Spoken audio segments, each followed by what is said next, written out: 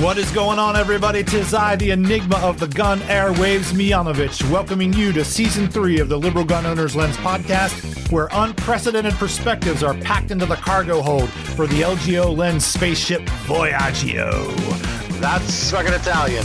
Don't believe that evolution is possible with guns and public safety in America? It's already happening, y'all. Minds are evolving. Think guns versus public safety is the only game in town, do ya? Think culture war is the big boss, do ya? Then keep your ass in the past. Everyone else, all aboard!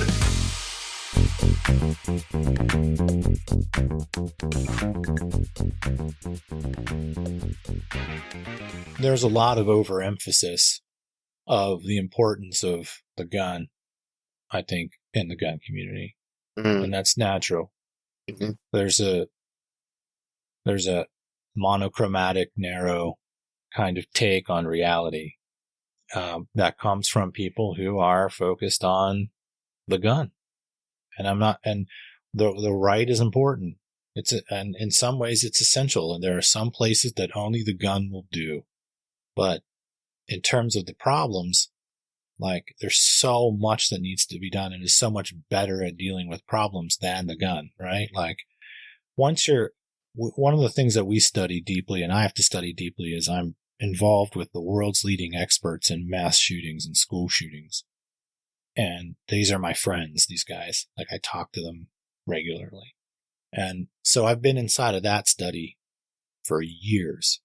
And I remember watching an interview with an Israeli school system security expert, because the Israelis have been dealing with the school shootings things for a long, long time. And they've had to get really good at it. So the security expert said, listen, once the shooter's inside the building, there's very little I'm going to be able to do for you in terms of all of the things that I could do to stop that.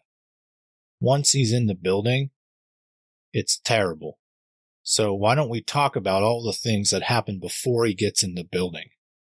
Let's focus our energy on the concepts and resources for keeping the shooter or the terrorist or the bomber out of the building. And that, I think about that concept when I think about issues related to guns.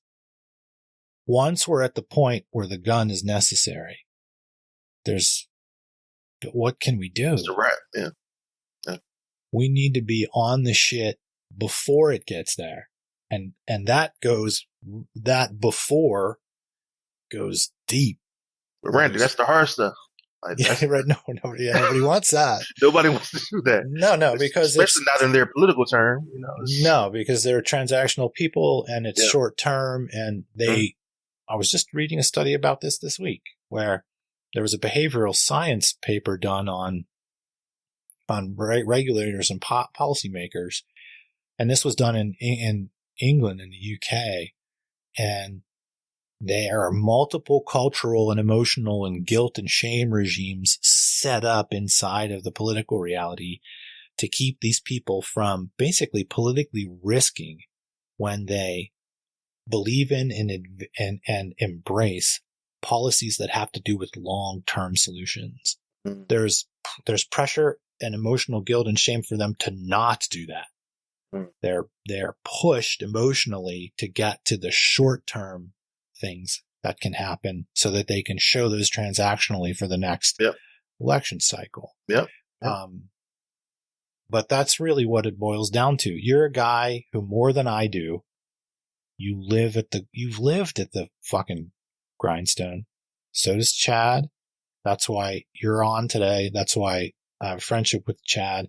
Kofi, it's the only place that fucking matters, in my opinion. If people don't understand that addressing firearms related negatives is within the best interest of 2A and gun rights, then I don't know what to say, because it's bad for gun rights if bad shit always happens with gun. Like, it's going to happen. We can't necessarily stop it, but the amount of bad shit that we have as a country, that needs to be squashed down. It's not good for gun rights to have this kind of stuff, particularly in the area of media. As you were saying, all the negatives are overreported.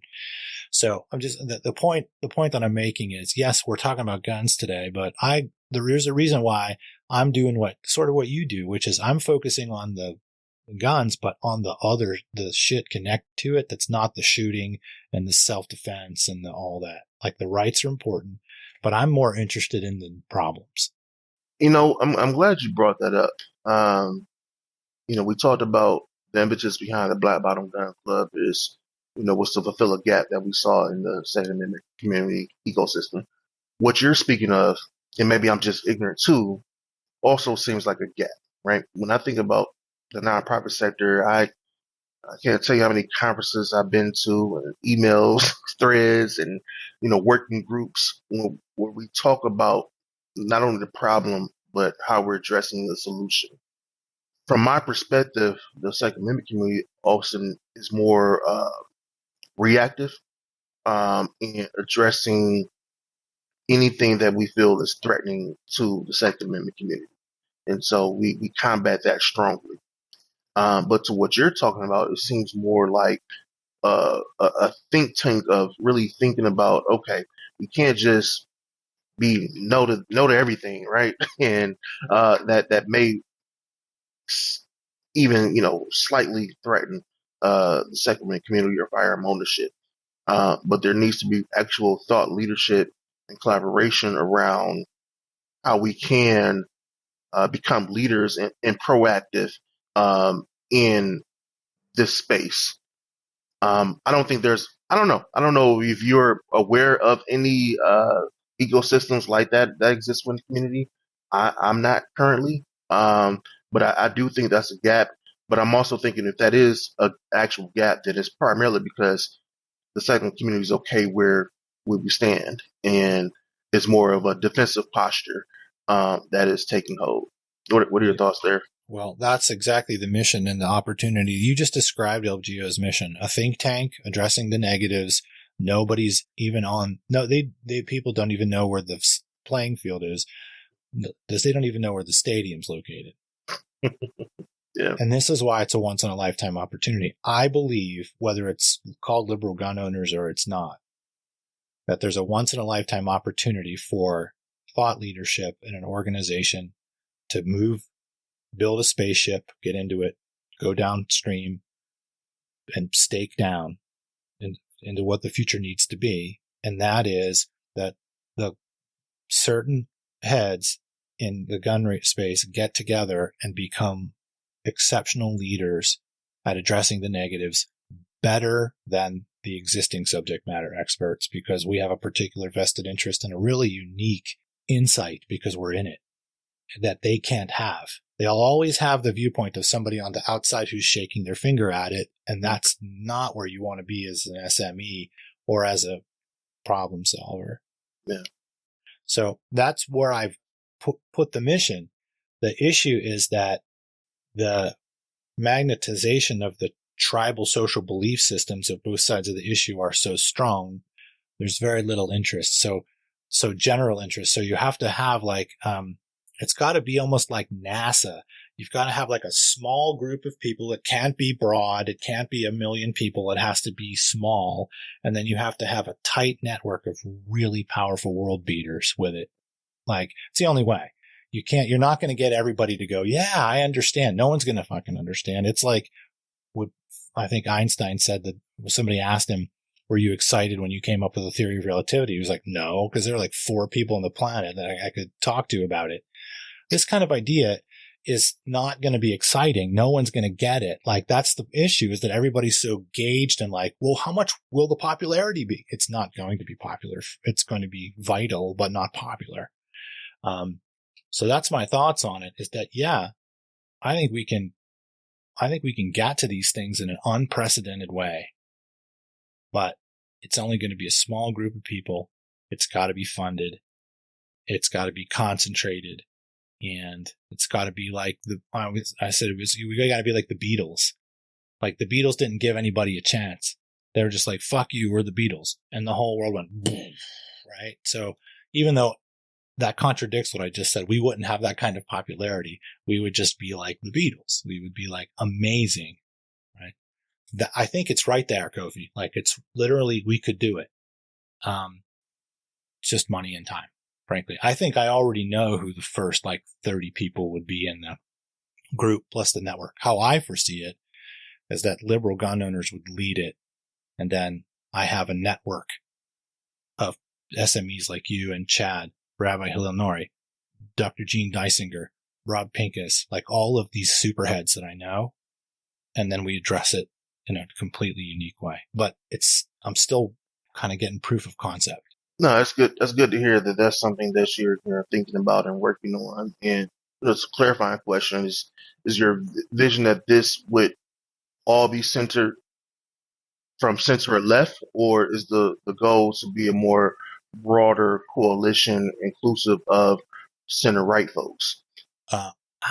It would have to include people that are right of center, but my observation is that it takes a flexibility of mind that stops at some point on the far ends of the distribution on both sides. The flexibility of mind stops at some point when you get to the right and when you get to the left. So where have I seen? Somewhere libertarian and moderates on the right, somewhere in the middle of the Bernie people on the left. Mm-hmm. There's where there's a flexibility of mind there. And I do kind of already have relationships with people that are in that, that are in that place. So and I have friendships with them and they're viable thinkers but it would not be, it's not like we're not a politics or organization. Like I'm more interested in having like a think tank of Sherlock Holmesy type people to kick the shit out of these problems. So it's not going to be like, yes, policy is a consideration and politics are a consideration, but it's not going to be like liberals and then we're like doing political shit. I would never. That wouldn't at least be the core of it, but it would be like a range of people for sure. Cause I can't, I think we benefit if we have people right of center and left of center both. What do you think? No, I agree with that. Speaking of Sherlock Holmes type people, I was like, definitely, Chad, because you mentioned monocratic, and I had to Google to make sure because that's Chad's vocabulary is off the chain, and so one of the smart guys. So I have to. Sometimes I'm like, what did he just say myself? But yeah, that's sort of. Yeah, I just think we're particularly well suited because what would it be if we didn't have, like, let's say I would consider you and Chad Black Bottom Gun Club already in the network. I've been considering that. That's been considered. What would it be if it were a bunch of dudes that were real brainy and there wasn't a Kofi Kenyatta who's grinding it in Detroit? It's nothing. It means nothing. Both. Yeah, you gotta have both. It's nothing. You gotta have people who have realistic, they're tasting the salt of it. Like in the real shit. That's what would set it apart. Right. Yep. So, but again, like it's just time and money. If I had the money, we had good money up until a year and a half ago. And then, we finally got hit by the economic bullshit. But I got enough years in to see that this can happen. And so I just, keep it in your mind, keep it on the board. I'll let you know if I get it further, but I would love for you to be involved in it. Absolutely. Sounds good. Because, we need problem solvers. These are unbelievable problems, man. Yeah. It is really familiar. Like I mentioned, I'm in the direct cash transfer space. And as you would imagine, most of the municipalities and states that have adopted somewhat our approach are Democratic or left-leaning states. But we realize that in order to achieve federal level adoption, that we have to have some of those purple and red states on board. And we do have some libertarian supporters who think, cash transfers can replace the social safety net. Some of our Republican supporters think the same thing. on the left, they think direct cash transfers can supplement the existing safety net, or because of automation, or because of this or that, UBI and guaranteed income are more appropriate tools for economic mobility. And it's really finding, where there is synergy and who those stakeholders are, and then building from there. Because if not, we'll just continue to stay in our echo chambers and not really see the impact that we want to see on a national level. So For sure. it is a balancing act, but it's difficult.